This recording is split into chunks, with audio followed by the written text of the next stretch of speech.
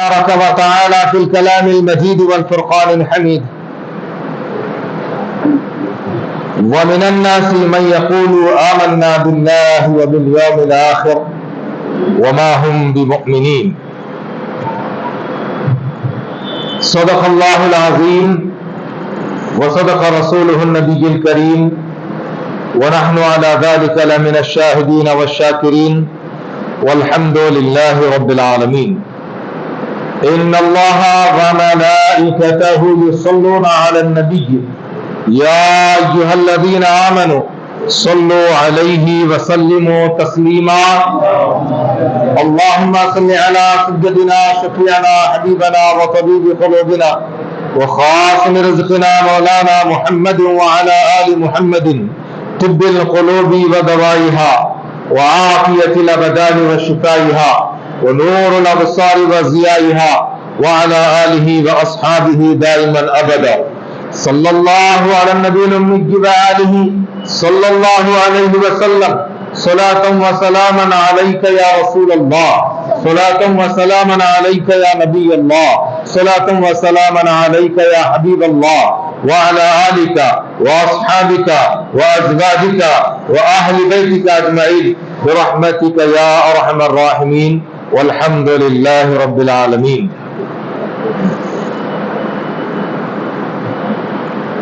جان دے کر سور پھونکا، جان دے کر سور پھونکا نعرہ تکبیر کا.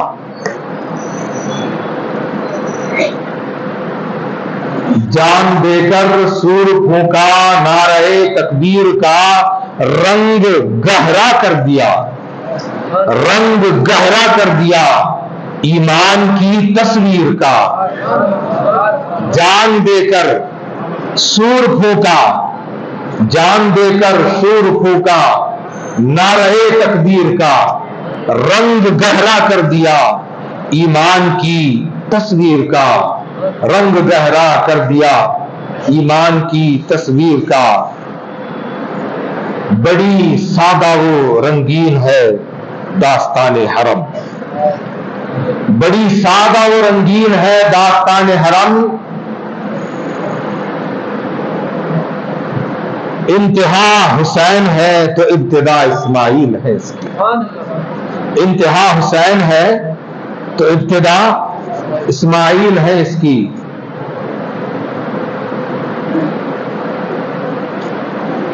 قتل حسین اصل میں مرگ یزید ہے.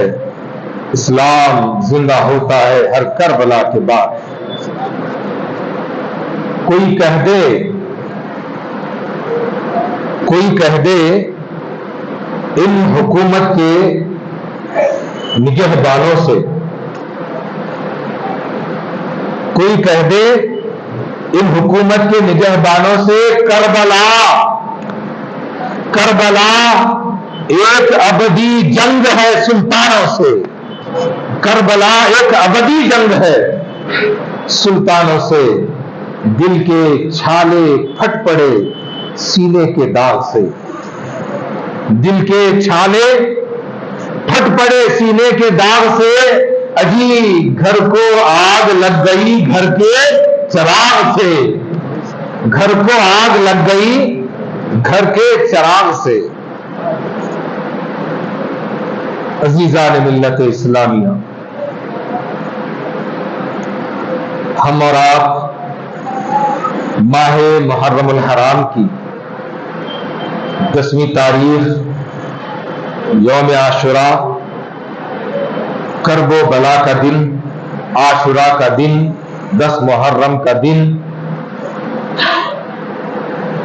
یہ وہ دن جس کی کئی فضیلتیں ہیں، برکتیں ہیں، اور اس میں اسلام کی کئی مقدس، متبرک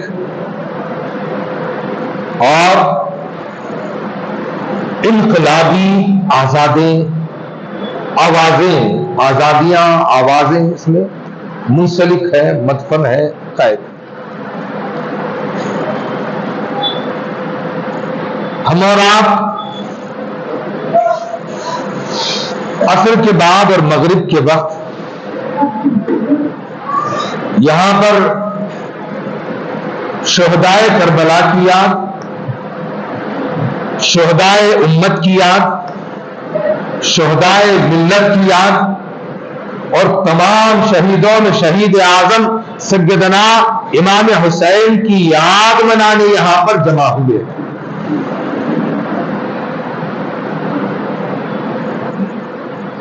آج کا دور سوشل میڈیا کا دور ہے، آج کا دور انٹرنیٹ کا دور ہے، آج کا دور ٹیلی ویژن کا دور ہے، آج کا دور موبائل کا دور ہے، آج کا دور دنیا کو مٹھی میں کر کے دنیا کو مٹھی میں دیکھنے کا دور ہے۔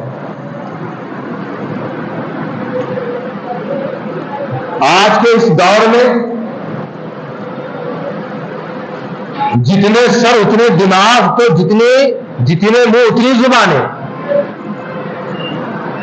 اور جتنے منہ اتنی زبانیں ہیں تو جتنے لوگ اتنی سوچ ہے، اتنی فکر ہے، اتنے الگ الگ باتیں ہیں، مگر باہر کی باتوں سے ہم کیا کریں؟ باہر کی باتوں سے ہم کیا کریں؟ گھر میں ہی آگ لگی ہوئی ہے، گھر میں ہی آگ لگی ہوئی ہے۔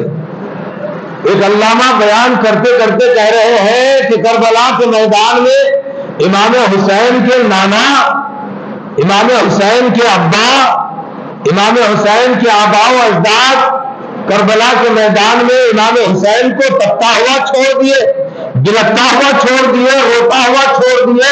میدان جنگ میں سارے کربلا کے میدان میں 72 شہید ہوئے، جس میں آپ کی آل بھی ہے، اولاد بھی ہے، غلام بھی ہے، عشاق بھی ہے، محبین بھی ہے، سب کے سب قربان ہو گئے، کسی کی مدد کو نہیں آئے۔ یہ کون بول رہے بابا؟ باہر والے بول رہے، باہر والے بول رہے ہیں، باہر والے، مگر دنیا والے ان کو اندر والے سمجھتی ہے۔ ہیں باہر والے، مگر دنیا کیا سمجھتی ہے کہ یہ گھر والے ہیں۔ اب دنیا کے نظریے سے ہم دیکھیں تو یہ گھر والے گھر کی بات نہیں کر رہے ہیں، یہ گھر والے در کی بات نہیں کر رہے ہیں، یہ گھر والے باہر کی بات کر رہے ہیں۔ ان پڑھ ہوتا، جاہل ہوتا، گوار ہوتا تو اس کی بات اچھی بھی لگتی اور سمجھ میں بھی آتی کہ بھئی چلو بول رہا ہے تو طوطا ہے بول رہا ہے۔ طوطا اتنا ہی بولتا ہے جتنا کہ آپ سکھائیں، ہے نا؟ تو بول رہا ہے تو سمجھتے کہ بھئی طوطا بول رہا ہے، مگر یہ اتنی بڑی ڈگریاں، اتنے بڑے سرٹیفکیٹ، نہ جانے نام کے آگے پیچھے کتنے القابات لگے ہیں ان کے، وہ جب کہتے ہیں تجھے سوچنا پڑتا ہے کہ بابا کیا پڑھا تو؟ پڑھا ہوتا تو ایسا کبھی بولنے کا اتفاق ہوتا؟ کبھی دیکھیں آپ کہ سال بھر اسکول جاتے ہیں، سال بھر کالج جاتے ہیں، سال بھر ڈگری کی پڑھائی کرتے ہیں، کرتے ہیں نا؟ ہے نا بھائی؟ سب جاہلہ تو نہیں بیٹھے نا یہاں پر؟ جاہلہ بولے تو ایک جگہ جھگڑا ہو گیا ابھی، ہمارے بھی جاہلہ بولتے، جاہل کو جاہل کیسا بولے آپ؟ جاہل بولے تو ان پڑھ آدمی، ہماری اور آپ کی موٹی زبان میں ہبٹ بولتے نا، ایسا۔ سال بھر پرائمری اسکول میں، ہائی اسکول میں، کالج میں، ڈگری میں پڑھانے والے ٹیچر اور ہوتے ہیں، ایگزام لینے والے ٹیچرز ذرا بولو آج کیا کہ ہلہ فکرا بھی میرا روزہ کھلنے کا ٹائم قریب آ رہا، دونوں سیم ہوتے کیا؟ میرے کو کہیں کنفیوژن تو نہیں ہو رہا نا، مغالطہ تو نہیں ہو رہا؟ پڑھانے والے ٹیچرز اور ایگزام لینے والے ٹیچر اور ایگزام لینے والوں کا کام سختی سے ایگزام لینا، پڑھانے والوں کا کام بڑی دل جمعی سے، خوش طبعی سے، اچھے انداز میں پوری طریقے سے اس کو پڑھا دینا، پڑھا دینے کے بعد کہنا کہ بابا اس پر تیار رہے، امتحان کا دن آئے گا تو میں نہیں آؤں گا۔ صحیح بات ہے، امتحان کا دن آئے گا تو میں نہیں آؤں گا، خدا نہ خواستہ مجھے آنا بھی پڑا تو میں آ کر کے تیری مدد نہیں کروں گا، میں کیا کروں گا کہ کھڑا دیکھتا رہوں گا کہ تو امتحان کیسے دیتا ہے، تو امتحان کیسے دیتا ہے، میں کھڑا دیکھتا رہوں گا، کھڑا دیکھا کروں گا کہ تو امتحان میں کس حد تک کامیاب ہوتا ہے، تو امتحان میں کتنے نمبرات لے کر کے پاس ہوتا ہے، تو امتحان میں کس درجے کی کامیابی حاصل کرتا ہے۔ پڑھانا کام میرا تھا، میں نے پڑھا دیا ہے، میں نے پڑھا دیا ہے۔ سوشل کا ٹیچر یہی کہے گا، میتھس کا ٹیچر یہی کہے گا، سائنس کا ٹیچر یہی کہے گا، جنرل کا ٹیچر یہی کہے گا کہ ہم نے پڑھا دیا ہے، ایگزام دینا تیرا کام ہے، ایگزام ہال میں ہم آ کر کے تیری ہیلپ کریں گے، تیرا پرچہ پکڑیں گے، تیری طرف دیکھنا بھی اخلاق کے خلاف ہے، اصول کے خلاف ہے، ایگزامینیشن کے حال کے خلاف ہے، حکومت کے بنائے ہوئے قانون کے خلاف ہے نا۔ ایک حکومت خدا نے بھی بنائی، ایک حکومت خدا نے بھی بنائی، اور اس خدا نے ساری کائنات کو سجائی، اور اسی خدا نے ہمارے اور آپ کے آقا کو خاتم النبیین بنا کر کے اس دنیا میں بھیجا کر کے کہا کہ اے نبی آپ کہہ دیجئے، کس سے؟ اپنے نوازوں سے کہہ دیجئے کہ اللہ نے آپ کو امتحان کے لیے پیدا کیا ہے، آپ شہید ہونے والے ہیں، آپ شہید ہونے والے ہیں۔ آپ کے ایگزام ہال کو بھی بتا دیا، آپ کا ایگزام ہال نہ تو مکہ میں ہوگا نہ مدینہ میں ہوگا، آپ کا ایگزام ہال کا نام کرب و بلا کا میدان ہے، وہ آپ کا ایگزام ہال ہے۔ اور یہ پورے لیکچررز جتنے تھے، ماں خاتون جنت فاطمہ الزہرا کو بھی معلوم تھا، آپ نے بھی پڑھایا، حضرت سیدنا علی کرم اللہ رضی اللہ تعالیٰ عنہ کو معلوم تھا، آپ نے اپنا سبجیکٹ پڑھایا، کہہ دیا کہ بیٹا تجھے ایک دن شہید ہونا ہے، ماں نے کہہ دیا کہ بیٹا تمہیں ایک دن شہید ہونا ہے، آقا نے کہہ دیا، نانا نے کہہ دیا، جناب محمد رسول اللہ صلی اللہ تعالیٰ علیہ وسلم نے کہہ دیا کہ تمہیں ایک دن شہید ہونا ہے۔ شہادت کا درجہ، شہادت کا مرتبہ، کلاس کیا ہوگی، امتحان کیسا ہوگا، اور تم کیسے پاس ہوگے، پاس ہونے کے لیے تمہیں کیا کرنا ہے، سب پہلے پڑھا دیا ہے۔ اب میدان کربلا میں امتحان ہو رہا ہے، ذرا بتاؤ کہ صحیح انصاف سے کہ امتحان ہال میں آ کر کے جو ٹیچر کا پرچہ پکڑنا صحیح ہوگا، صحیح ہوگا؟ بھئی یہاں ایگزام ہال میں پڑھا کے جاؤ تم، یہ میرا اسٹوڈنٹ ہے، بولو گیٹ آؤٹ بولتے، ویلکم نہیں بولتے، گیٹ آؤٹ بولتے نہیں، بلا کے اندر، باہر کھڑا کر کے کچھ بھی ہو گیا، کچھ بھی ہو گیا باہر کھڑے رہو بولتے۔ تو یہاں کے امتحان گاہ میں خود ان کے ٹیچروں کو آنے نہیں دیا جاتا، یہی قانون ہے۔ تو قدرت کا قانون بھی یہی بنا ہے کہ میرے محمد، میرے پیارے نبی، تمہارے نواسوں کو میں نے قبول کیا ہے شہادت کے لیے، اس کا مقصد اعلیٰ ہے، مشیت اعلیٰ ہے، میں آگے آپ کو بتاؤں گا، مگر کہنا میں یہ چاہ رہا ہوں آپ کو کہ جو ٹیچر پڑھاتے ہیں وہ امتحان گاہ میں نہیں جاتے، اور جو امتحان لیتے ہیں وہ پڑھاتے نہیں ہے۔ تو ہوا کیا کہ میدان کرب و بلا میں اللہ امتحان لے رہا تھا، ٹیچر فاطمہ بھی وہاں موجود تھی، ٹیچر علی بھی وہاں موجود تھے، اور جناب محمد رسول اللہ بھی وہاں پر موجود تھے۔ مدد اس لیے نہیں کی، ایگزامینر پڑھا تھا، وہ پاس کرنا یا فیل کرنا جانتا تھا، کہیں میرا حسین میدان کربلا میں ناکام نہ ہو جائے، اس لیے خاموش کھڑے تماشا دیکھتے رہے، اور خدا کی بارگاہ میں دعا کرتے رہے کہ مولا میرے حسین کو قربانی کو قبول فرما۔ کون سی یونیورسٹی میں پڑھا رہے بابا؟ کہہ رہا ہے کہ وہاں مدد نہیں کرے، وہاں مدد کرنے نہیں آئے تھے، وہاں تو پڑھا کر کے امتحان میں کامیاب ہوتا ہے یا نہیں دیکھنے آئے تھے، دیکھنے آئے تھے۔ اور وہ دیکھنے کی گواہی کیا ہے؟ وہ دیکھنے کی گواہی حضرت ام سلمہ رضی اللہ تعالی عنہ، اور فرماتے ہیں کہ آقا علیہ الصلوۃ والتسلیم اپنی حیات مبارکہ میں ایک موقع پر مجھے ایک شیشی عنایت فرمائے تھے۔ واقعات بڑے طویل ہیں، میں اصل موضوع کی طرف، اصل مقصد کی بات میں کروں تو مجھے ایک شیشی عنایت فرمائی تھی اور کہا تھا کہ ام سلمہ میں رہوں نہ رہوں، کیونکہ آپ نہیں رہیں گے۔ آپ کے جملے یہ بتاتے ہیں کہ ام سلمہ ایک دن ایسا آئے گا کہ میدان طف میں، میدان کربلا میں میرا بیٹا، میرا نواسا، میرا لاڑلا، میرا حسین شہید ہوگا۔ جب وہ وہاں پر شہید ہوگا، جو تمہارے پاس مٹی کی شیشی ہے، وہ شیشی کیا ہو جائے گی؟ وہ مٹی خون ہو جائے گی۔ وہ مٹی کیا ہو جائے گی؟ خون ہو جائے گی۔ تو آقا علیہ الصلوۃ والتسلیم نے بہت پہلے سنا دیا تھا۔ اس کے بعد آقا علیہ الصلوۃ والتسلیم اس دنیا سے پردہ فرما گئے، اور آپ کے پردہ فرمانے کے کئی سالوں بعد یہ واقعہ رونما ہوا۔ یہ واقعہ رونما کرب و بلا میں ہو رہا ہے۔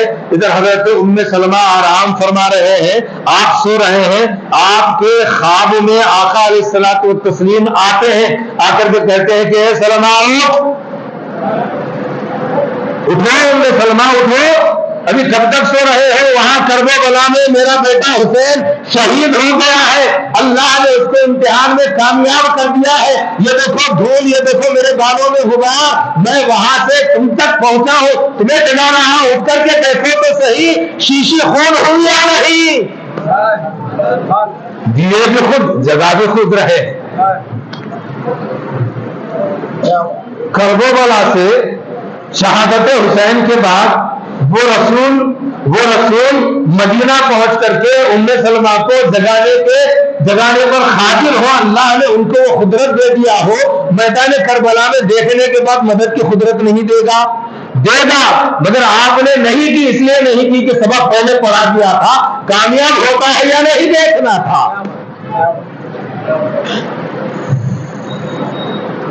جو لوگ سوال کرتے ہیں کہ وہاں پر مدد کیوں نہیں کرے، کربلا میں مدد نہیں کرے، حضرت علی مدد نہیں کرے، آقا مدد نہیں کرے، ارے دیوانے تو اپنا جائزہ لے۔ مدد اس کی جاتی ہے جو پکارتا ہے، مدد اس کی جاتی ہے جو مصیبت میں پھنستا ہے۔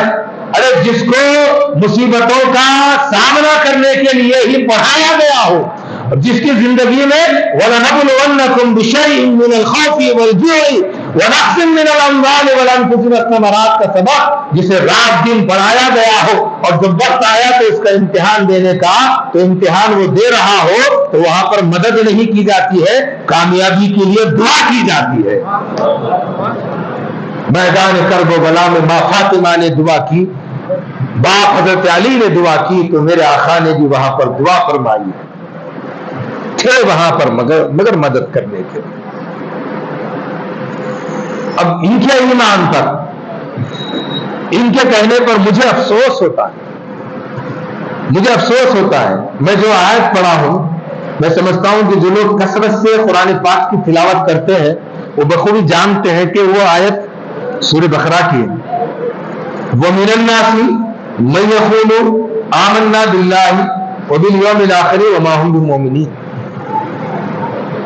اللہ تبارک و تعالیٰ فرماتا ہے کہ بعض تم میں سے وہ لوگ ہیں جو یہ کہتے ہیں کہ ہم ایمان لائے، ہم ایمان لائے اللہ پر اور آخرت پر، زبان سے کہتے ہیں ہم ایمان لائے، کس پر؟ اللہ پر، آخرت پر، مگر خود خدا فرماتا ہے کہ وہ ایمان والے نہیں ہیں۔ ہائے ہائے۔ اور آسان کرو، قرآن پڑھتے رہنا، قرآن پڑھتے رہنا۔ سورہ بقرہ کی ابتدا ہوتی ہے الف لام میم ذالک الکتاب لا ریب فیہ، لا ریب فیہ، یہاں سے شروع ہے نا۔ ابتدا کی چار آیتیں ایمان والوں کی شان میں بیان کی گئی ہے، چار آیت۔ دو آیتیں کفار و مشرکین کے بارے میں بیان کی گئی. ان الذین کفروا سواء علیہم انذرتهم ام لم تنذرهم لا یؤمنون. ختم اللہ علی قلوبہم. یہ ساری آیتیں ہیں اپنی جگہ. تو اس کے بعد کی دو آیتیں کفر کے بارے میں ہیں. 4 آیتیں ان کے بارے میں جنہوں نے دل سے اور زبان سے اقرار باللسان و تصدیق بالقلب کے ساتھ ایمان لایا اور اس پر قائم رہے. ایمان لایا اس پر قائم رہے. کس کے لیے؟ یہ 4 آیتیں ایمان والوں کے لیے. 2 آیتیں کس کے لیے؟ 2 آیتیں ان کے لیے جنہوں نے سب کچھ دیکھا پھر بھی ایمان نہیں لائے, انکار کیا, کفر کیا, جس کے سبب ختم اللہ علی قلوبہم, ہم نے ان کے دلوں پر مہر لگا دی, ان کے سننے پر مہر لگا دی. وعلی ابصارہم, ان کی بصارت پر غشاوۃ ولہم عذاب عظیم, عذاب عظیم کی طرف ہو جا. اس کے بعد 13 آیتیں ہیں. کتنے آیتیں ہیں؟ 13. 4 2 13. 4 ایمان والوں کے لیے, 2 کافروں کے لیے. 13 آیتیں اس کے بعد ہیں, 1 by 1 کنٹینیوسلی without distance. 13 آیتیں ہیں. کس کے حق میں ہے؟ کس کی کیفیت کو بیان کیا ہے؟ یہ 13 کی 13 آیتیں منافقوں کے بارے میں نازل ہوئی. نفاق کا ذکر اس میں. نفاق کیا ہوتا ہے؟ نفاق یہ ہوتا ہے کہ آدمی زبان سے کہتا ہے کہ میں مسلمان ہوں, مگر دل سے نہیں مانتا. دل میں اس کے اللہ اور اس کے رسول کے فرمان کی قدر نہیں ہوتی. زبان سے کہتا کہ کوئی ہم بھی مسلمان ہیں, زبان سے کہتا, دل میں نہیں ہوتا. دل میں اللہ اور اس کے رسول کے تعلیمات کی قدر نہیں ہوتی, قیمت نہیں ہوتی, احترام نہیں ہوتا, عقیدہ نہیں ہوتا, ایمان نہیں ہوتا. بس زبان سے کہتا ہے کہ ہم بھی مسلمان ہیں, ہم بھی تو مسلمان ہیں. دل میں نہیں ہے, زبان پر ہے. ایمان کے لیے شرط کیا ہے؟ دل میں بھی ہونا, زبان پر بھی ہونا. زبان پر بھی ہونا, دونوں میں ہونا. ایک مقام پر آقا علیہ الصلوۃ والتسلیم نے فرمایا کہ اے لوگوں, میں تمہارے درمیان 2 بھاری چیزیں چھوڑے جا رہا ہوں. 2 بھاری چیزیں چھوڑے جا رہا ہوں, ان دونوں کو تم تھام لو, گمراہ نہیں ہوگے, بھٹکو گے نہیں. وہ 2 چیزیں کیا ہیں؟ آقا نے فرمایا کہ تمہارے درمیان میں 2 بھاری چیزیں چھوڑے جا رہا ہوں. ایک ہے قرآن, ایک ہے میری آل, میری طرف. ایک میری طرف چھوڑے جا رہا ہوں, ایک قرآن چھوڑے جا رہا ہوں. یہ دونوں کو تم تھام لو, دنیا کی کوئی طاقت تمہیں گمراہ نہیں کر سکتی. میری آل تمہارے درمیان چھوڑے جا رہا ہوں. میں تمہارے درمیان حسن و حسین کو چھوڑے جا رہا ہوں, علی اصغر کو چھوڑے جا رہا ہوں, زین العابدین کو چھوڑے جا رہا ہوں, تمام میری آل کو چھوڑے جا رہا ہوں. یہ دونوں کے دامن کو تھام لو. یہ حرف بہ حرف تمہارے سینے میں اترے گا, یہ سینہ بہ سینہ تمہارے سینے کو پینے سے پاک کرے گا. تو یہ دونوں کی تعظیم, دونوں کی توقیر, دونوں کو ماننا, دونوں کو ساتھ لے کر کے چلنا, یہ ایمان کی علامت ہے. یہ ایمان کی علامت ہے. اور جو مانتا ہے وہ کبھی بھٹکتا بہکتا نہیں, وہ اپنے مقصد پر قائم رہتا ہے. اس کو کوئی دھوکہ نہیں دے سکتے. اس کا کوئی, اس کے عقیدوں کو, اس کے ایمان کو کوئی کمزور نہیں کر سکتے. اور جو کمزور ایمان والا ہے اس کو مضبوط ہونے کے لیے اطرت کا, آل کا دامن تھام کر کے قرآن کو تھامنا ہوگا. مگر ہوا کیا کہ تاریخ دانوں نے اپنے اپنے اندازے سے بیان کیا اور واقعات کربلا پر, تاریخ کربلا پر آج تک سینکڑوں بیانات ہوئے ہیں، ہزاروں کتابیں لکھی گئی ہیں اور تا قیام قیامت تک لکھی جاتی رہیں گی۔ اپنا اپنا نظریہ ہے، کسی نے کہہ دیا کہ بھئی یہ سیاسی جنگ تھی، کسی نے کہہ دیا کہ بھئی یہ دو شہزادوں کے درمیان جنگ تھی۔ لیکن اگر آپ مجھ سے پوچھیں تو میں یہ کہوں گا کہ بھئی یہ جنگ حق و باطل کی جنگ تھی، یہ جنگ حق و باطل کی جنگ تھی، یہ جنگ نفاق اور ایمان کی جنگ تھی، یہ جنگ اسلامی جمہوریت اور حکومت کی جنگ تھی، اسلامی جمہوریت بادشاہت کی حکومت کے خلاف جنگ تھی۔ اور بادشاہت ناہنجار اندھی حکومت کے خلاف جو جنگ ہے وہ ہمیشہ سے ہے اور ہمیشہ جاری رہے گی، وہ کبھی ختم ہونے والی نہیں ہے۔ حکومت کے پاس پاور ضرور ہوتا ہے، مگر حسینیوں کے پاس ان کا جذبہ ایمانی اتنا مضبوط ہوتا ہے کہ حکومت کو ان کے سامنے یا تو مٹ جانا پڑتا ہے یا پھر گھٹنے ٹیک دینا پڑتا ہے، دونوں میں سے ایک صورت ہوتی ہے۔ اسی لیے میں نے کہا تھا کہ کہہ دو کہ ان حکومت کے نگہبانوں سے کربلا ایک ابدی جنگ ہے وقت کے سلطانوں سے۔ حسین ہر دور میں، مگر جب کی اگر بات کریں تو جب کا معاملہ کیا تھا؟ جب کا معاملہ یہی تھا کہ اسلامی جمہوریت، اسلامی نظام حکومت اور بادشاہت و ملوکیت کے خلاف یہ جنگ تھی۔ یہ کیا ہے؟ یہ بات آپ کے سمجھ میں آ گئی تو پھر آگے کی ساری باتیں سمجھ میں آ سکتی۔ اسلامی جمہوریت کیا ہے؟ آقا علیہ الصلوۃ والتسلیم کی پردہ فرمانے کے بعد حضرت ابوبکر صدیق رضی اللہ تعالیٰ عنہ خلیفۃ المسلمین بنے۔ آپ کے خلافت، آپ کے خلیفۃ المسلمین بننے کا طریقہ کار کیا تھا کہ بڑے بڑے صحابہ کرام تمام جمع ہوتے، اس میں سارے بڑے لوگ مل کر کے کہتے کہ بھئی 1 2 3 4 5 یہ چاروں پانچوں افراد میں کون قابل ہے، سب مل کر کے یہ طے کرتے کہ بھئی فلاں قابل ہے۔ تو حضرت عمر میں، حضرت عثمان میں، حضرت علی میں، حضرت ابوبکر صدیق رضی اللہ تعالیٰ عنہ چنے گئے، آپ خلیفۃ المسلمین بنے۔ بات سمجھ میں آئی؟ سب مل کر کے اپنا خلیفہ چنتے تھے۔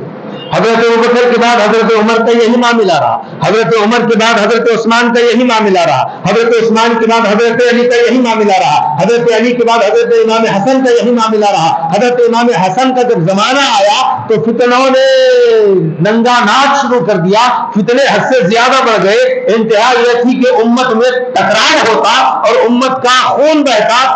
حضرت امام حسن نے بلا وجہ امت کا خون بہانا پسند نہ فرمایا، بلکہ آپ پیچھے ہٹ گئے۔ حضرت امیر معاویہ کو کہا کہ تم اب حکومت کا دور سنبھالو۔ آپ ان کو دیے کیوں؟ دیے اس لیے کہ حضرت امیر معاویہ کو آپ حکومت سپرد کردہ، یعنی کہ خلافت ان کے سپرد کرنے سے امت میں فساد نہیں ہوگا، فتنہ نہیں۔ جبکہ حضرت امیر معاویہ رضی اللہ تعالیٰ عنہ اپنے حین حیات میں ہی اپنے لوگوں کے مشورے سے، ان کے اوپینین سے کیا کیا تھا کہ ابھی آپ کے انتقال کے لیے 10 سال باقی ہے، 10 سال پہلے ہی اپنے بیٹے کو ولی عہد بنا دیا تھا۔ کیا بنا دیا تھا؟ ولی عہد بنا دیا۔ ولی عہد بولے تو اردو مر رہا رو مرجاری جنازہ اٹھ گیا۔ اس سال سی پی ایس اسکول میں بھیک مانگے تو ایک اردو اسکول کا اسٹوڈنٹ نہیں ہے، اس کی بیٹرمنٹ کمیٹی کیا کر رہی کہ معلوم نہیں، اس کے ٹیچرہ کیا کر رہی کہ معلوم نہیں۔ افسوس ہے کہ اس گنگاوتی شہر کا سب سے قدیم پرانا اردو اسکول جو فخر سے کہتے تھے، اس سال اس کا جنازہ اٹھ گیا۔ اب میں اس میں بول رہا ہوں، ولی عہد بول کے وہ جنازے کو روک کے زندہ کر سکتے آپ لوگ؟ کس کو پڑھا ہے؟ کس کو پڑھی ہے؟ پرنس، اب سمجھ میں آتا ہے آیا؟ پرنس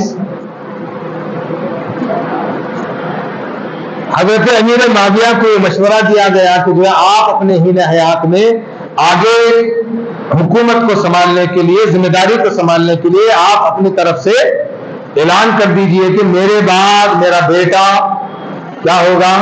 بادشاہ ہوگا، کنگ ہوگا. میں کنگ ہوں، یہ پرنس ہے. تو ولی عہد ہوتے ہی جو ہے بہت سارے مسلمانوں نے بڑی تعداد میں حضرت امیر معاویہ کے سامنے یا بعد میں اس کے خلافت، اس کا جو کیا بولتے بیعت لیتے رہے. مگر اس ٹائم پر بھی 4 لوگ تھے، ایک روایت کے مطابق 5 لوگ تھے.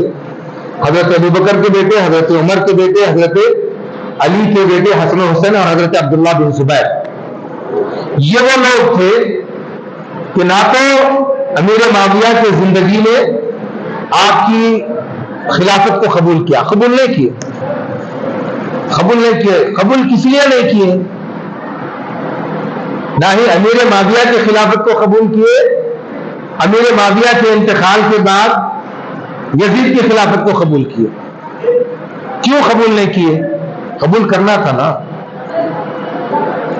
یہ لوگوں کا، یہ 5-6 ایسے لوگ تھے کہ ان کا کہنا یہ تھا کہ وہ جو سسٹم تھا سلیکشن کا، جو سسٹم تھا وہ سسٹم سے الگ ہو کر کے امیر معاویہ کیا کرے؟ بنیاد ڈالے، میرے بعد میرا بیٹا. سلیکشن کہاں گیا؟ سوال غلط ہے کیا ابھی ان کا سوال غلط ہے کیا؟ بھائی سلیکشن آ رہے تھے، بھائی الیکشن آ رہے تھے، ہے نا، الیکٹ ہو کے آ رہے تھے، سب کے بیچ میں وتھ ہینڈ کے الیکٹ ہو کر کے آ رہے تھے. مگر تم کیا کر دیے؟ میرے بعد میرا بیٹا بولو.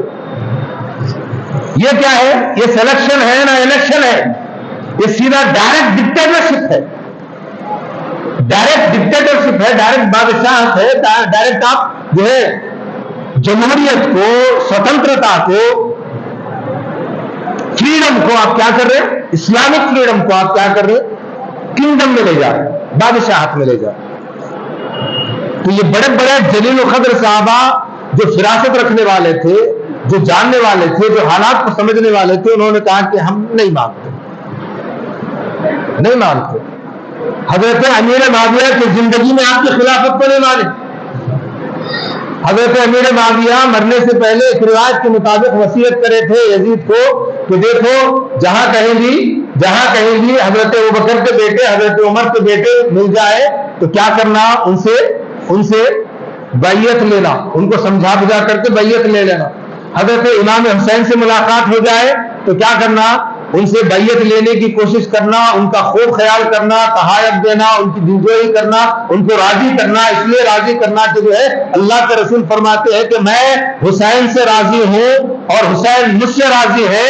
میں خدا سے راضی ہوں، خدا حسین سے راضی ہے. خدا کی رضا چاہتے ہیں دو عالم، خدا چاہتا ہے رضائے محمد.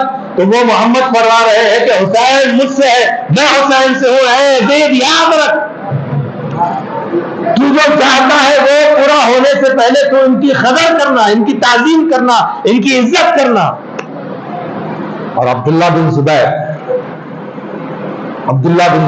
یہ وہ بندہ ہے کہ یہ جہاں کہیں بھی ملے نہ اس سے بات کرنا نہ بیعت کرنا، سیدھا گردن اڑاتے. کون بول رہے ہیں؟ امیر معاویہ صحابی رسول، عبداللہ بن زبیر صحابی رسول. یہ تمام کے تمام جتنے تمام صحابہ ہیں. یہ جنگ کس کے؟ کافروں کے، مشرکوں کے درمیان ہو رہی، مسلمانوں کی. یہودیوں کے ساتھ ہو رہی، نصرانیوں کے ساتھ ہو رہی. کس کے ساتھ ہو رہی؟ اس لیے میں بولا دل کے چھالے پھٹ پڑے سینے کے داغ سے. یہ جنگ کس کے درمیان ہو رہی؟ مسلمانوں سے مسلمانوں میں جنگ ہو رہی ہے. ادھر یزید بھی مسلمان، ادھر حسین بھی مسلمان، ادھر امیر معاویہ بھی مسلمان، ادھر حضرت امام حسن بھی مسلمان، عبداللہ بن زبیر ہے، دیگر صحابہ ہیں، یہ سب کے سب مسلمان. تو ادھر بھی سب مسلمان ہی ہیں. مسلمان آپس میں لڑ رہے ہیں، مسلمانوں میں آپسی جنگ ہو رہی ہے. تو یہ جنگ کئی کی؟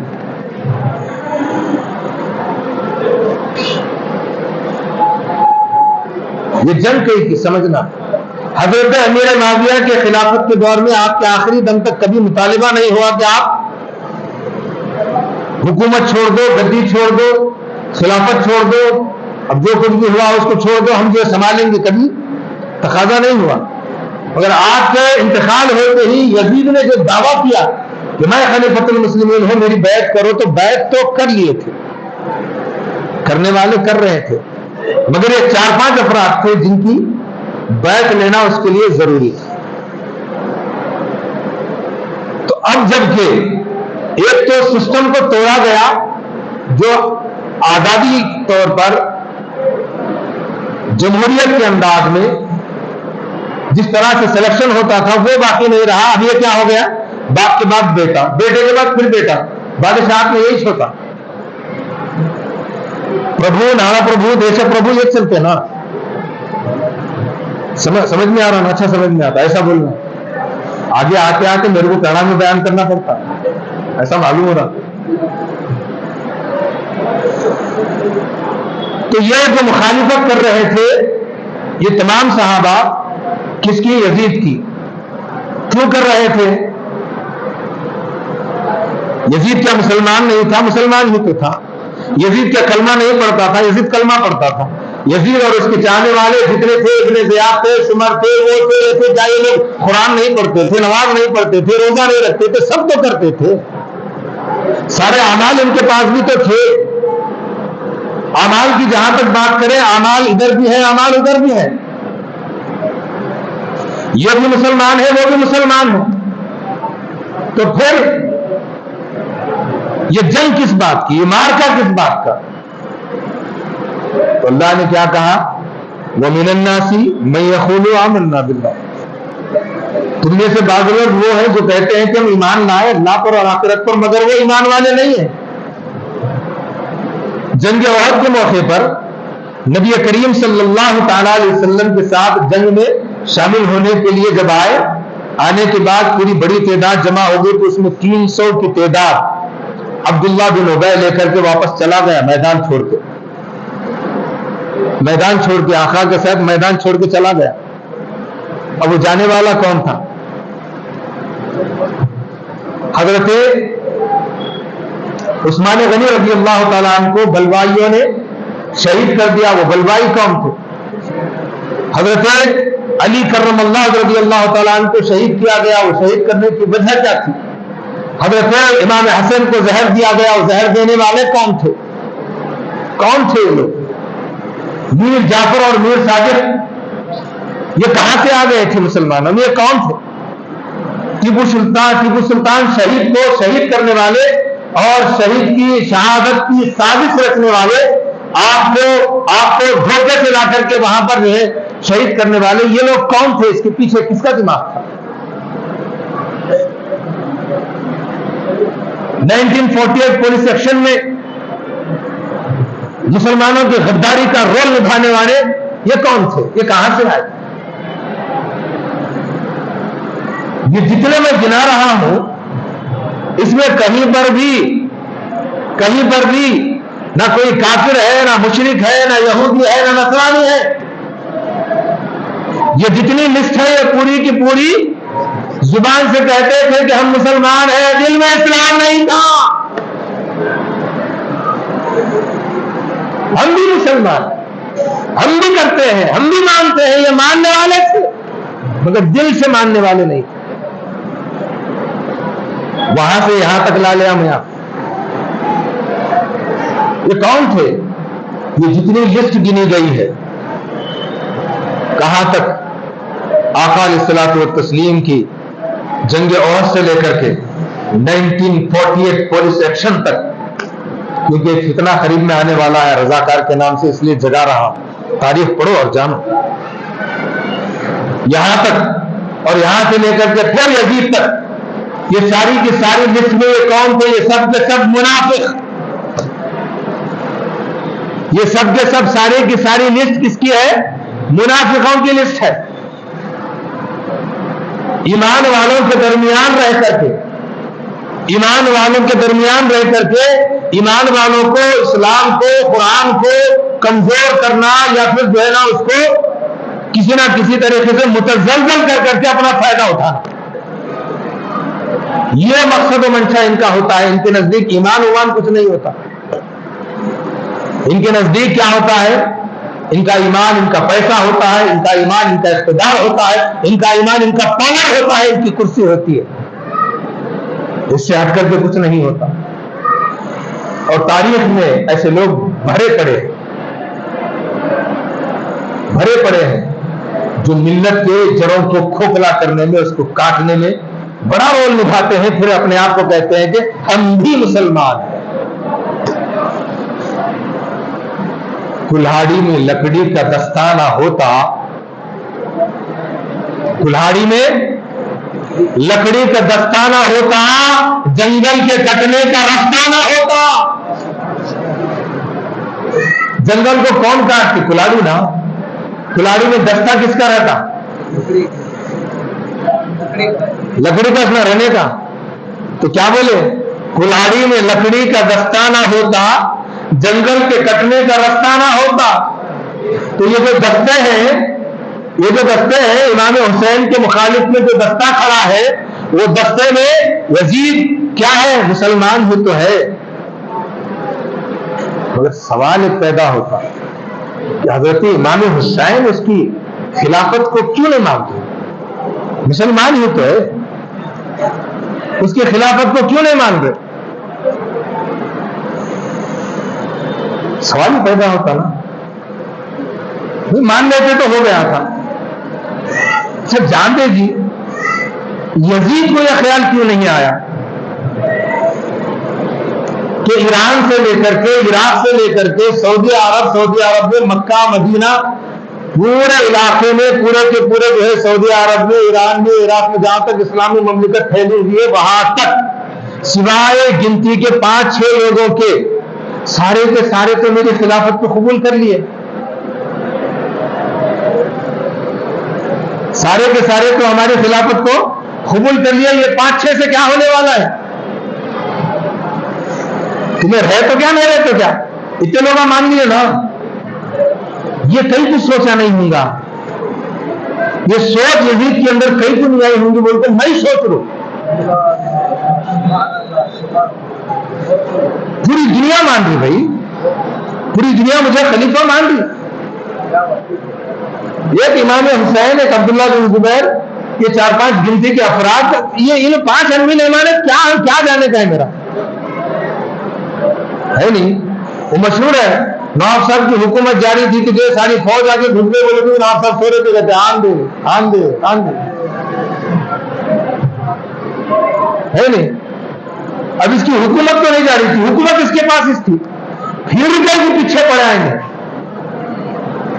امام حسین کے اتنا پیچھے پڑنے کی وجہ کیا ہے؟ امام حسین نہیں مانے تو نہیں مانے، جان ہمارے پاس ہوتا نہیں، جنہوں نہیں مانے جان چھوڑو. تو کیا ہے؟ ایک جاتا 7 جاتے جان دے، 15 جاتے جان دے، کیا ہونے کا ہے؟ ایسا ہوتا نہیں. انہیں گیا تو کیا، تو گیا تو کیا. تو پوری کی پوری کنٹری مان لی تھی. 5 آدمیوں کے نہ ماننے سے کیا فرق پڑ رہا تھا یزید کو؟ کیا فرق پڑ رہا تھا؟ ہائے بولو آگے. حسین کیا ہے؟ حسین کیا ہے؟ یزید سے پوچھو.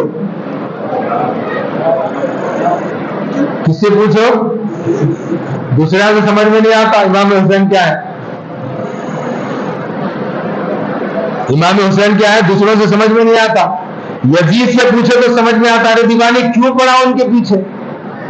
ایک ان کے ہاتھ کے پیچھے کیوں پڑا؟ ساری دنیا تیری ہو گئی ہے، یہ ایک نہیں ہوا تو کیا ہوں گا؟ بولتا کہ نہیں، ان کا ہونا ضروری ہے. اس لیے ہونا ضروری ہے کہ جو ہے یہ میرے ہو گئے تو سب میرا ہو جائے گا. حسین کیا ہے؟ یزید سے پوچھو. یزید کیا ہے؟ حسین کے نانا سے پوچھو. یزید کیا ہے؟ حسین کے نانا سے پوچھو.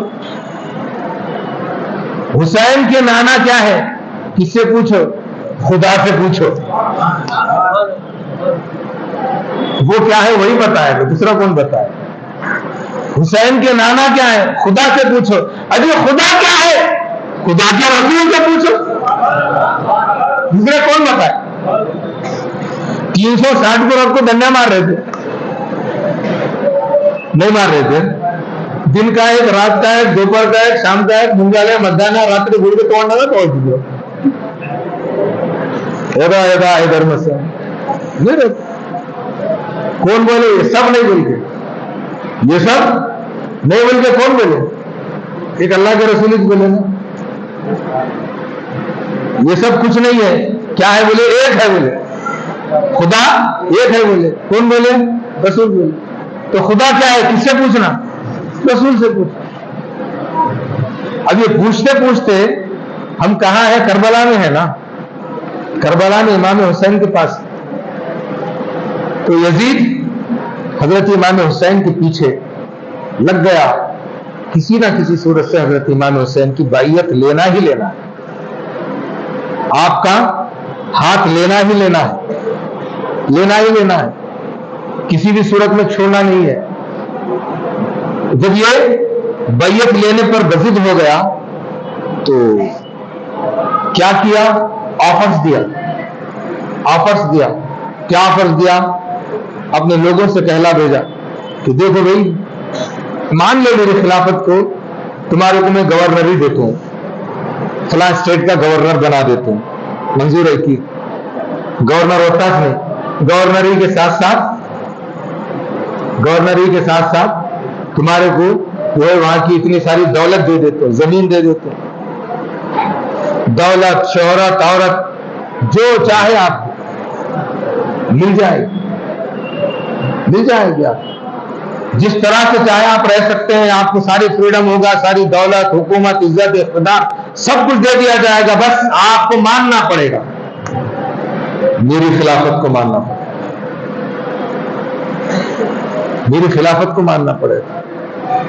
ہائے ہائے، نہ آپ مانے نہ آپ کی بیوی مانے. سنے کیا؟ امام حسین کی بیوی کے بارے میں سنے کیا؟ نہیں سنے. نہیں، آپ کی بیوی نہیں مانے. نہ آپ مانے نہ آپ کی بیوی مانے. امام حسین کی بیوی کون؟ شہر بانو. کیا نام ہے آپ کا؟ شہر بانو. کس کی بیٹی معلوم؟ نوشہرواں عادل بادشاہ کی پوتری. شاہ بادشاہ کی پوتری. اب ذرا اندازہ لگاؤ کہ بادشاہ کی پوتری بولے تو کتنے لاڑوں میں، کتنے ناز و نخروں میں پلی ہوگی، کیسے بڑی ہوگی. اندازہ کر سکتے؟ بادشاہ کی پوتری بولے تو کیا اندازہ کر سکتے؟ جب جو ہے نوشہرواں عادل کا علاقہ فتح کرے حضرت سیدنا عمر بن خطاب رضی اللہ تعالیٰ فتح کرنے کے بعد، جب اس میں مال غنیمت میں شہر بانو بھی آ گئی، آنے کے بعد ہوا یہ کہ آپ نے چاہا کہ شہر بانو کا کیا کیا جائے، بادشاہ کی پوتی کا کیا کیا جائے. تو لوگوں نے جو ہے آپ کو صلاح دی کہ آپ اپنے گھر میں رکھ لیں یا اپنے بیٹے سے شادی کریں. تو آپ نے کہا کہ نہیں، نہ میں رکھوں گا، نہ میں اپنے بچے کے نکاح میں لاؤں گا. میں ایک کام کروں گا کہ میں اس دنیا کے بادشاہ کی پوتی کو دین کے بادشاہ کے نواسے سے نکاح کروں گا. کیا عقیدہ ہے جی حضرت عمر کا بھی. اسے بولتے ماننا، اسے بولتے احترام کرنا. چاہے تو میں رکھ سکتا ہوں، میرے لیے استعمال میں لا سکتا ہوں، میرے گھر کی ضرورت کے لیے رکھ سکتا ہوں، مگر جس لیول کی وہ محترمہ ہے اسی لیول کا دلہا تلاش کیا جا رہا ہے. تو سارے لوگوں سے کہا کہ دیکھو میں نے ارادہ کر لیا ہے، میں ان کو حضرت امام حسین کی نکاح میں دوں گا. حضرت امام حسین کی نکاح میں شہر بانو آئے. شہر بانو نکاح میں ہی نہیں آئے، نکاح کے بعد آپ سے اولادیں بھی ہوئی، اولادیں بھی نہیں ہوئی. اولادوں کے بعد جب آپ کربلا کے میدان کو چلے تو آپ بھی ساتھ میں چلے. رکے نہیں. رکے گیا؟ نہیں رکے. شہر بانو کی زندگی ایک بادشاہ کی پوتی ہونے کے باوجود حضرت امام حسین جب تک اپنے گھر پہ رکھے ہیں تو گھر میں رہے ہیں، جب آپ سفر میں لے گئے ہیں تو ڈیروں میں رہے ہیں، جب آپ ڈیروں سے نکل کر کے میدان کرب و بلا میں مصیبت کی زندگی میں بھوک و پیاس کے لیے ڈرتے ہیں تو آپ کے ساتھ شہربانو برابر کرتی ہے. یہ ہوتی ہے شریک حیات. اس کا نام بیوی ہے جو شوہر کی مصیبت میں ساتھ دے، اور شوہر وہ ہے جو بیوی کی مصیبت میں ساتھ دے. یہ جوڑا ایسا ہوتا ہے، محبت والا جوڑا ایسا ہوتا ہے. آج کل کیا ہو رہا ہے؟ آج کل ہو یہ رہا ہے کہ بچے جوان ہونے کے بعد بڈھے کو لات مار کے جوڑوں باہر کر دے رہی. شہر بانو کی زندگی پڑھو میری بہن، امام حسین کی بیوی کی زندگی پڑھو. وہ آرام ہی نہیں، اگر امام حسین کانٹوں کی زندگی گزارے ہیں تو کانٹوں کی زندگی پر گزرنا، کانٹوں پر سے گزرنا اپنا مقدر سمجھے ہیں. کہا چاہے میرے شوہر نامدار میں سب کچھ چھوڑ سکتی ہوں مگر تیرا ساتھ نہیں چھوڑ سکتی. وہ شہربان افسوس کا مقام ہے. حالات دیکھتے ہیں تو افسوس ہوتا ہے. بیوی ہو تو شہربانوں جیسی بیوی کہ مصیبت آ کر کے گلے پڑی ہے تو آپ چھوڑ کر کے، بادشاہ کی بیٹی نا، آپ بول سکتے تھے نا جی کیا لگا ہے، بعد میں توبہ وبہ کر لیں گے کہتے، توبہ وبہ کر لیں گے کہتے، آرام سکون باندیاں غلام یہ سب کیا آسانی سے نہیں ملتے، یہاں سب مل رہے. خالی ایک ہاتھ ملا دیا تو مل جا رہے، ایک ہاتھ ملا دیا تو مل جا رہے. قبول کر لیں گے، بعد میں توبہ کر لیں گے، نہ ٹوکرا کر لیں گے، کیا ہونے کا ہے بول سکتے تھے. ہماری تمہاری جوڑو ہوتی تو جو ہے گھومنا مار لیتی تھی. کتنا اچھا موقع آیا تھا، صاحب بولا کہ صاحب نہیں ہے دے تو وہ دے تو بول کو ان کی مومی مٹی پڑو قبول لاتا کو ہمارے گاؤں والوں گلے بندے کیا نہیں کی، ان کے ساتھ یہ نہ کر لیے جب سے نکاح کر لیے جب سے یہ کرونا ہوا میرا. پوری زندگی ربا کو کھالی رہتی ہے. اس کا کوشش کی ایک ٹائم پہ کیا تم ہوا بولے تو پورا گانا گاتا.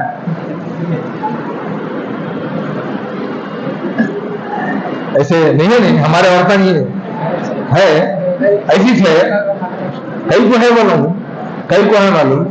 ہم جو ہے ہماری عورتوں کو اسلامی تعلیمات سے، اسلامی اخلاقیات سے، اسلامی تاریخ سے ہم دور رکھ دیے، دور کر دیا ہے.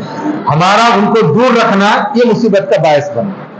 اگر دور نہیں رکھتے، ہماری بیٹی کو شادی سے پہلے شہربانوں کی تاریخ پڑھائے ہوتے، خاتون جنت سیدہ فاطمہ الزہرا کی سیرت پڑھائے ہوتے، ماں عائشہ صدیقہ رضی اللہ تعالیٰ عنہ کی وفاداری پڑھائے ہوتے، ام حبیبہ وہ بیٹی ہے ابو سفیان کی کہ آپ نکاح میں آ گئی آقا دو جہاں صلی اللہ تعالیٰ علیہ وسلم کی. بڑی پیاری بات یاد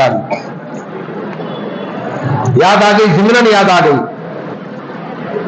ابو سفیان کفر کی حالت میں، ام حبیبہ کلمہ پڑھ کر کے مسلمان ہو گئے ہیں اور آقا علیہ الصلوۃ والتسلیم کے گھر میں ہیں.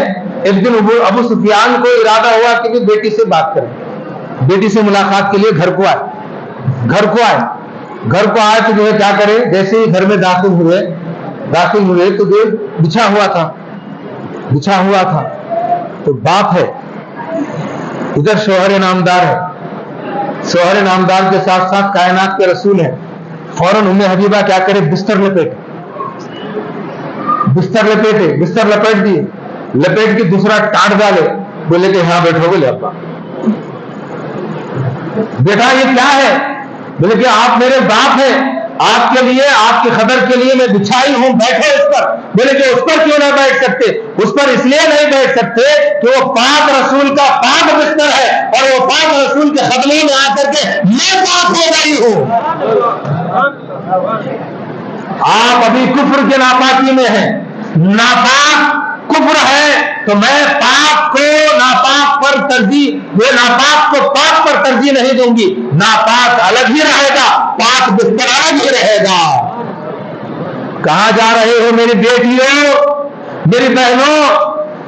کفر کی ناپاکی، شرک کی ناپاکی، شراب کی ناپاکی، عیاشی کی ناپاکی، ایسے ناپاک لفظوں کے ساتھ تم اپنا منہ ملا رہی ہو، تم اپنا بستر شیئر کر رہی ہو، تم دین سے دور ہو کر کے کفر کو قبول کر رہی ہو تو تمہاری زندگی پر لعنت ہے. اس لیے لعنت ہے کہ ام حبیبہ نے بتا دیا کہ کفر ہوتا ہے، پاک پاک ہوتا ہے، ناپاک ناپاک ہوتا ہے. توبہ کرو، اپنا دل سے توبہ کرو کہ تم کفر کو منہ لگا رہی ہو تو تمہارا دین بھی گیا، ایمان بھی گیا، سب گیا۔ سیکھنا ہے تو ام حبیبہ سے سیکھو پاکی کیا ہے، سیکھنا ہے تو سیدہ فاطمہ الزہرا سے سیکھو اور سکھاؤ۔ کب تک میں کرتے رہو گے؟ سکھاؤ اپنی بیٹیوں کو پہلے۔ تو کہاں تھا یزید کہ سارے آفرز دیا، مگر حضرت امام حسین نہیں مانے۔ آپ کے نہیں ماننے کی وجہ کیا تھی؟ بس آخری بات، وقت قریب آ رہا ہے، آخری بات میں آپ کے سامنے عرض کر دوں، وہ یہ کہ یزید کی ایک اسپیشلٹی تھی، ایک خاصیت تھی۔ وہ خاصیت کیا تھی کہ اس کے نزدیک شراب پینا، کیا پینا؟ شراب پینا چلتا، ساتھ میں نماز پڑھنا چلتا، جوا کھیلنا، بیٹنگ، جوا، اندر باہر بیٹی، سب چلتا۔ یہ سب کر کو ادھر زکات دینا چلتا۔ رات دن اپنے احاطے میں عورتوں کا نچانا، ڈانس کرانا، شو کرانا، ان کا تماشا کرانا چلتا۔ ادھر حج کرنا، ارے یہ بھی چلتا۔ یہ عبادت ہے یا انٹرٹینمنٹ ہے؟ یہ انٹرٹینمنٹ ہے بھائی دل کو خوش کرنے کے لیے، نفس کو خوش کرنے کے لیے ذرا گانا وانا سن لیتے ہیں، دل بولا تو جو تھوڑا جھگا ہوا کھیل لیتے ہیں، ناچ گانا دیکھ لیتے ہیں، زنا کر لیتے ہیں، سارے برائیاں، عیاشیاں، اوباشیاں، سارے کے سارے برائیاں کس میں؟ یزید میں کوٹ کوٹ کر کے بھری ہوئی تھی، کوٹ کوٹ کر کے بھری ہوئی تھی۔ اور سب سے بڑا نافرمان بھی تھا۔ کس کا؟ اپنے باپ کا نافرمان۔ کیا بولے تھے امیر معاویہ؟ کیا بولے تھے کہ حضرت امام حسین ملے تو کیا کرو بولے تھے؟ ان سے ملو، محبت سے ملو، تحفے دو، تحائف دو، دعا لو، ان سے مل کے بولے تھے۔ ملتے ہی فوراً گرفتار کرا دیا۔ کیا کرایا؟ انڈر ارسٹ لے جا کے جیل خانے میں ڈال دیا، جیل خانے میں ڈال کے ٹارچر دے رہا، کربلا کے علاقے میں لے جا کر کے وہاں ڈال دیتے۔ نیا مسافر آدمی بھی، نیا آدمی ہے، جنگ کرنے والا جوڑوں بچوں کو لے جاتا، جنگ کرنے والا چھوٹے چھوٹے بچوں کو لے جاتا۔ پورے کل ملائے تو کتنے لوگ ہیں؟ 200 لوگ ہیں، عورتیں، بچے، بڑے ملائے تو ایک روایت کے مطابق کتنے ہیں؟ 200 بچوں کو ملا کر کے۔ سامنے یزید لشکر کتنے کا ہے؟ 25,000۔ کتنے کا ہے؟ 25,000 سامنے یزیدی لشکر، ادھر 200۔ 200 میں عورتیں بھی آئے، بچے بھی آئے، سب آئے۔ 200 کو 25,000 کو کیا مقابلہ میرے بھائی؟ کوئی مقابلہ نہیں۔ کم سے کم امام حسین وہ دیکھ کر تو ڈر جانا، ڈرے نہیں ڈرے؟ کم سے کم جو آفرز دیے گئے تھے وہ آفرز پہ ایکسپٹ کرنے کی طرف تو سوچنا تھا، سوچے نہیں سوچے۔ کم سے کم اپنے بیوی، بچے، غلام، جتنے لوگ ساتھ آئے ہوئے ہیں ان کی تو فکر کرنا تھا، کرے؟ کیا بولے حضرت امام حسین؟ امام حسین یہ بولے کہ میرے نانا نے مجھ سے کہا ہے کہ میں دین کو بچاؤں گا، آج وہ وقت آ گیا ہے۔ کیا وقت آ گیا ہے؟ کہ آج مجھے حق کے پرچم کو بلند کرنے کے لیے ایک عیاش، اوباش، نااہل، ناہنجار کے ہاتھ میں حکومت کو جانے سے بچانے کے لیے دنیا کو پتا چل جائے کہ اسلام وہ مذہب ہے جو عیاشی و عباشی کو پسند نہیں کرتا، اسلام وہ مذہب ہے جو ناچنے گانے کو پسند نہیں کرتا، اسلام وہ مذہب ہے کہ جو جوا سٹا ان تمام برائیوں کو پسند نہیں کرتا۔ اگر میں ہاتھ پر ہاتھ دے دوں تو یہ سارے پسند میں آ جائیں گے، میں نے اپنا ہاتھ کھینچ لیا ہے تو میرا ہاتھ کا کھینچنا برائی بری جگہ رک گئی، باطل باطل ہو گیا، حق حق ہو گیا، اب میں دونوں کو ملنے نہیں دوں گا۔ میں کیا کروں گا؟ مجھ سے جو طاقت ہوگی میں اتنا میدان میں اپنے جوہر دکھاؤں گا، اللہ اس کو قبول فرمائے گا۔ میں یزید کے ہاتھ پر ہاتھ نہیں دوں گا، میں اپنی جان دوں گا، ہاتھ نہیں دوں گا، میں ہاتھ نہیں دوں گا۔ تو حضرت امام حسین نے ساری برائیوں کا خلا خما کرنے کے لیے، تحفظ شریعت محمدی کے لیے، اسلام کو اپنی اصلی صورت میں بچانے کے لیے اپنی گردن کو کٹانا گوارا کیا، منافقوں کے ساتھ، یزیدیوں کے ساتھ ہاتھ ملانا گوارا نہیں کیا، گوارا نہیں کیا، آپ کٹ جانا گوارا کیے۔ چھوٹے چھوٹے بچے اس میں شہید ہو گئے، مگر دنیا میں لوگ شہادت کو ماتم کے نظریے سے دیکھتے ہیں، رونے کے نظریے سے دیکھتے ہیں۔ رونا ضرور آتا ہے، حضرت انسان ہونے کی حیثیت سے وہاں کی جو مصیبتیں ہیں ان مصیبتوں پر رونا ضرور آتا ہے، مگر حضرت امام حسین کی شہادت نے امت مسلمہ کے لیے وہ کام کر دیا ہے، وہ کام کر کے دکھایا ہے، وہ روحانیت بھر دی ہے، وہ اسپرٹ پیدا کر دی ہے کہ جب جب بھی امام حسین کی تاریخ کو اہل سنت کا نوجوان سنتا ہے تو دل میں یہ جذبہ زندہ کرتا ہے کہ مولا تیرے دین کو بچانے کے لیے اگر کبھی وقت آن پڑے تو یہ غلام حسین امام حسین کی سنت پیدا کرنے کے لیے تیار ہے، اس لیے تیار ہے کہ جو امام حسین کے درد پر شہید ہوتا ہے وہ مردہ نہیں ہوتا، وہ زندہ ہو جاتا ہے، وہ زندہ ہو جاتا ہے، زندہ ہو جاتے ہیں جو مرتے ہیں حق کے نام پر۔ اللہ اللہ، موت کو کس نے مسیحا کر دیا؟ اہل سنت کا ہر نوجوان امام حسین کی شہادت کو بس اس نظریے سے سنتا ہے، دیکھتا ہے، پڑھتا ہے کہ کاش امت مسلمہ کے لیے میری قربانی کام آ جائے، میرا جینا کام آ جائے، میرا مرنا کام آ جائے، میری زندگی خدا کی بندگی میں تبدیل ہو کر کے میں خدا کے دیدار کو جنت میں جانے کا انتظار کرنے کے لیے تیار نہیں ہوں، بلکہ مجھے خدا کا دیدار یہی ہونا ہے۔ یہاں کے جو متمنی ہیں، یہاں کے جو شوق رکھتے ہیں، ان شوقین نوجوانوں کے لیے اسلام کے نوجوانوں کے لیے اسلامی پیغام دیتا ہے کہ آؤ نوجوانوں، میرے آقا فرماتے ہیں کہ اللہ کو دو خون کے خطرے پسند ہیں۔ ایک خون کا خطرہ وہ جو اللہ کی راہ میں زمین پر گرے، ایک آنسو کا خطرہ وہ جو اللہ کی یاد میں گناہوں سے توبہ کرتے ہوئے آنکھوں سے بہے۔ یہ دونوں خطرے اللہ کو بڑے محبوب ہیں اور یہ دونوں خطروں کی بڑی قدر ہے۔ اور جب خون کا کوئی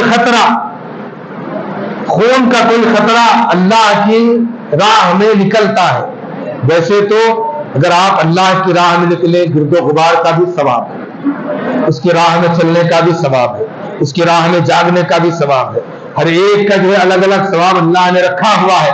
مگر جب بندہ اللہ کی راہ میں کٹتا ہے، اس کے جسم سے خون کا فوارہ نکلتا ہے، پہلا خطرہ زمین پر گرتا ہے، تو آقا فرماتے ہیں کہ جس شہید کا خطرہ زمین پر گرتا ہے فوراً اللہ تبارک و تعالی وہاں پر اس کو اپنے دیدار سے مشرف فرما دیتا ہے۔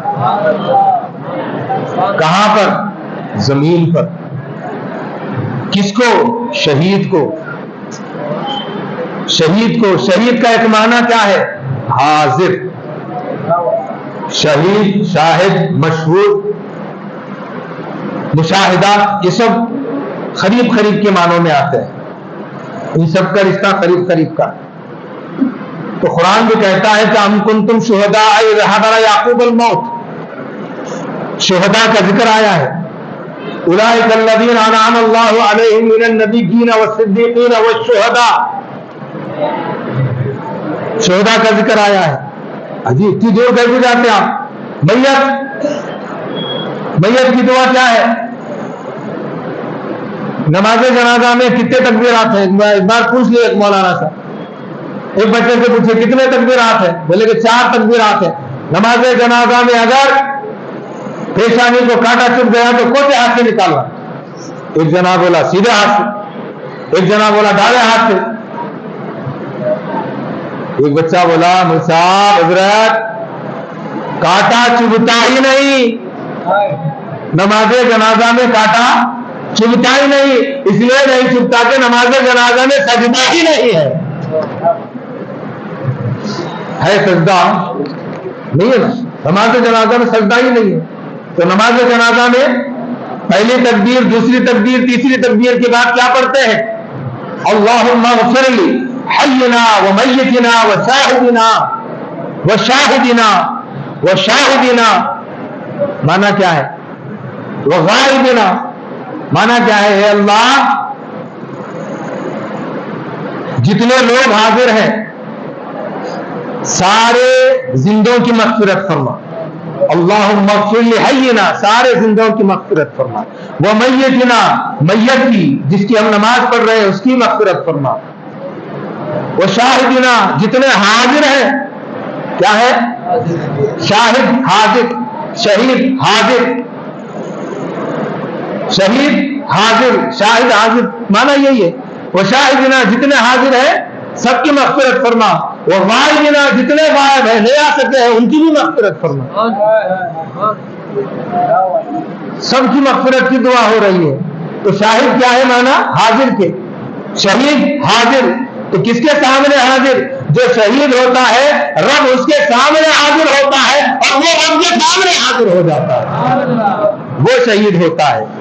تو اہل سنت کا ہر نوجوان اپنے اندر یہ جذبہ یہ بیدار رہتا ہے کہ مولا ہم تیرے اور تیرے رسول اور تیرے آل رسول تیرے دین کے لیے کام آئے، ہم سے وہ کام لے لے.